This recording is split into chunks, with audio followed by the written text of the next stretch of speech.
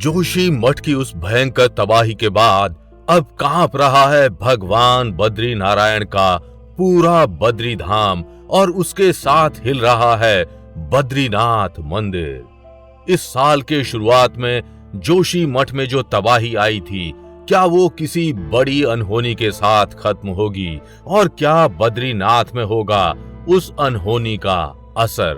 क्योंकि बद्रीनाथ में इन दिनों जो हलचलें देखी जा रही हैं, वो आने वाले दिनों के लिए अच्छे संकेत नहीं दे रही। बद्रीनाथ का मुख्य द्वार जोशीमठ पूरी तरह से दरक चुका है। सड़कों से लेकर घरों तक में मोटी मोटी दरारें पड़ चुकी हैं और लोगों का जीवन पूरी तरह अस्त व्यस्त हो चुका है। ऐसे में स्थानीय लोगों को ये डर है कि जोशीमठ की अनहोनी कहीं बद्रीनाथ तक ना पहुंच जाए, क्योंकि अगर ऐसा हुआ तो इसका सीधा असर चार धाम की यात्रा पर पड़ेगा। जोशीमठ की तरह ही बद्रीनाथ के हालात भी दिन ब दिन बिगड़ते जा रहे हैं और सरकार इस सच को छुपाने में लगी हुई है। तो आखिर क्या है बद्रीनाथ के हालात की सच्चाई और सरकार क्यों छुपा रही है इस सच को?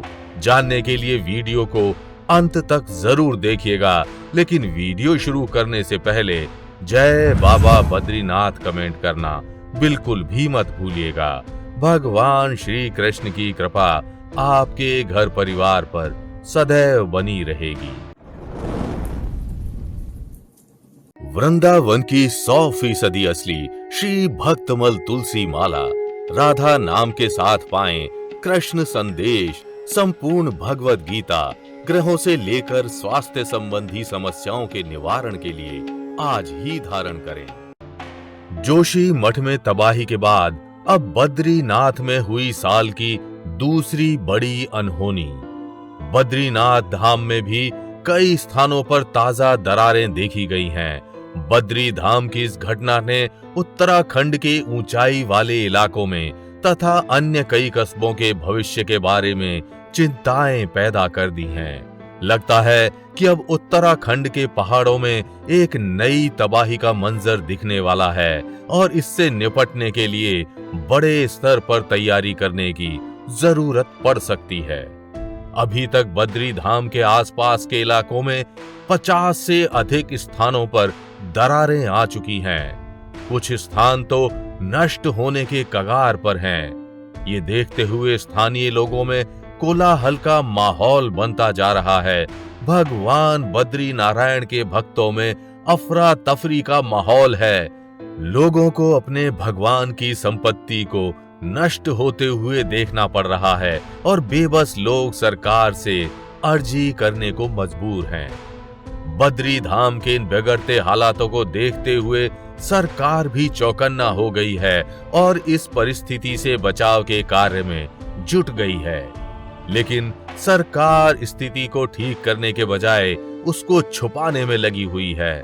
सरकार नहीं चाहती है कि लोगों को इन अनहोनियों की भनक लगे, क्योंकि अगर ऐसा हुआ तो उन्हें भारी मात्रा में भक्तों के क्रोध का सामना करना पड़ेगा। जोशी मठ में भी सरकार ने यही गलती की थी। उन्होंने वहां की स्थितियों को नजरअंदाज किया था और आज वहां के हालात हाथ से बाहर जा चुके हैं। इसरो द्वारा भेजी गई सैटेलाइट तस्वीरों में आर्मी हेलीपैड, नरसिंह मंदिर व सेंट्रल जोशी मठ को सबसे ज्यादा धंसाव वाला क्षेत्र माना गया है।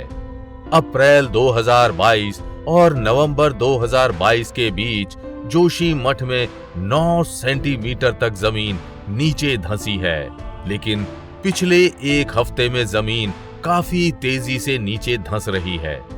चमोली जिला प्रशासन की ओर से भी जोशी मठ को अधिक भू धसाव क्षेत्र घोषित कर दिया गया है।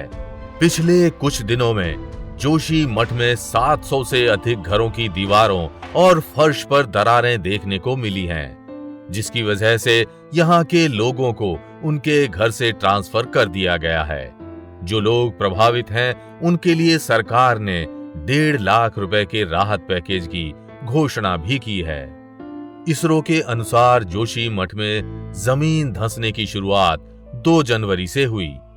यहाँ जोशी मठ और ओली रोड पर दोनों जगहों पर भूधसाव देखा गया। यहां अप्रैल 2022 से जमीन धंसनी शुरू हुई और 7 महीने के अंदर 9 सेंटीमीटर तक जमीन पूरी नीचे धंस गई। पहले जोशीमठ को मंदिरों के धंसने के लिए जाना जाता था, लेकिन अब ये बड़े पैमाने पर लोगों के घरों और सड़कों तक भी पहुंच गया है, जिसकी वजह से लोगों के जीवन पर भारी संकट मंडरा रहा है। स्थानीय लोगों ने एनटीपीसी जल विद्युत परियोजना को जोशीमठ का दोषी माना है। दूसरी ओर एनटीपीसी ने यह दावा किया कि उनकी सुरंग जोशीमठ के नीचे से नहीं गुजर रही। स्थानीय निवासियों के अनुसार जोशीमठ तो कई साल पहले से ही धंसना शुरू हो चुका था, लेकिन 2020 के बाद से समस्या बहुत ज्यादा बढ़ गई। फरवरी 2021 में बारिश के बाद आई बाढ़ से सैकड़ों मकानों में दरारें आ गईं। सितंबर 2022 में उत्तराखंड के राज्य आपदा प्रबंध प्राधिकरण की ओर से विशेषज्ञों की टीम ने सर्वे किया। सर्वेकर्ताओं ने खराब सीवरेज, बारिश और घर से निकलने वाले पानी की वजह से जमीन रिसने तथा अलकनंदा के बाएं किनारे में कटाव को जोशीमठ की तबाही का मुख्य कारण माना है। वैज्ञानिकों के अनुसार जोशीमठ शहर में ड्रेनेज सिस्टम नहीं है। ये शहर ग्लेशियर के रॉ मटेरियल पर बसा हुआ है। इन सभी कारणों से ग्लेशियर या सीवेज के पानी ने जमीन में जाकर अपना रास्ता बनाना शुरू कर दिया। जमीन में भारी मात्रा में पानी की मौजूदगी किसी भी स्थान के लिए खतरनाक है और जोशीमठ के साथ भी ऐसा ही हुआ। जमीन में पानी घुस जाने से धरती दरकने लगी और लोगों के घरों में दरारें दिखने लगी। जोशीमठ की दरारों से आ रहा पानी सीधे जमीन से निकल रहा है। जोशीमठ के तहसीलदार रवि शाह ने बताया कि मारवाड़ी में स्थित जेपी कॉलोनी में जगह जगह से पानी निकल रहा है। ये पानी सीधे जमीन से आ रहा है। सीवर लाइन या अन्य किसी पाइपलाइन का लीकेज नहीं है। हालांकि उत्तराखंड के आपदा प्रबंधन विभाग के सचिव रंजीत सिन्हा के मुताबिक टेक्निकल टीम ने भूधंसाव का कारण जोशीमठ में पानी की निकासी ना होना माना है।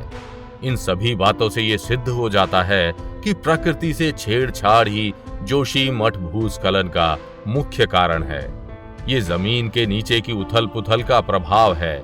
जिस किसी भी स्थान के नीचे भारी मात्रा में पानी का जमाव होता है, वहां की जमीनें दरकने लगती हैं और जोशीमठ में भी कुछ ऐसा ही हो रहा है। तो आप देवभूमि की इस तबाही का कारण किसे मानते हैं?